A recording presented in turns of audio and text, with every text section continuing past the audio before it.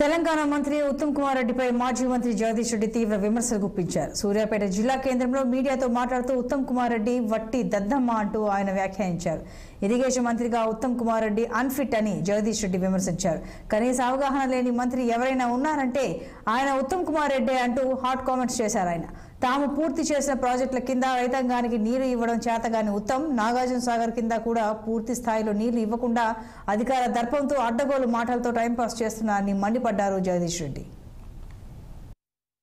Irrigation శాఖ నిర్వాహకం ఎందుకు కాళేశ్వరం నీళ్ళు 4 ఏళ్ళ నుంచి వచ్చిన ప్రాబ్లం కోతలు పోసిండు, అబద్ధాలు చెప్పి ప్రజలు మోసం చేసే ప్రయత్నం చేశారు. కాళేశ్వరం నీళ్ళు రాలేదు, ఒక చుక్క కూడా మొత్తం ఎస్ఆర్ఎస్పీ నీళ్ళే మేము దొవ్విందే, మేము తెచ్చిన ఎస్ఆర్ఎస్పీని మాట్లాడేది. ఇప్పుడు కాళేశ్వరం కొట్టుకపోయింది అని చెప్పింది. మరి ఎస్ఆర్ఎస్పీ మీరు కట్టిన ఎస్ఆర్ఎస్పీ అక్కడనే ఉంది కదా, ఇప్పుడు ఎందుకు వస్తలేవు నీళ్ళు?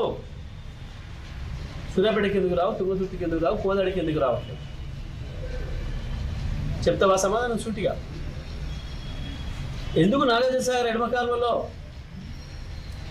మొన్నటి వరకు మేము 11,000 క్యూసెక్ల నీళ్ళు ఇచ్చినాం, ఎందుకు ఇవాళ కేవలం 6,000-7,000 క్యూసెక్లు ఇచ్చి చెరువులు నింపకుండా రైతాంగం పొలాలు నిండబెడుతున్నాం? ఎడమ కాలువ కింద కూడా ఎస్ఎల్బీసీకి కూడా పూర్తి స్థాయిలో నీళ్ళు ఇవ్వడం లేదు.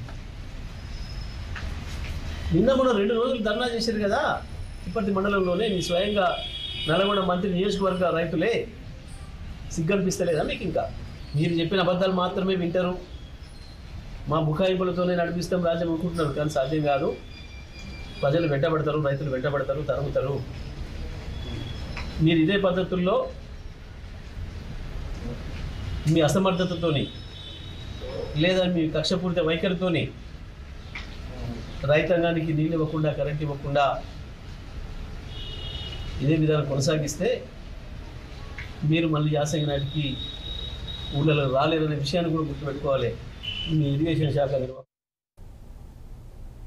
తెలంగాణలో అంతరించిపోతున్న జానపద కళారూపాలకు మళ్ళీ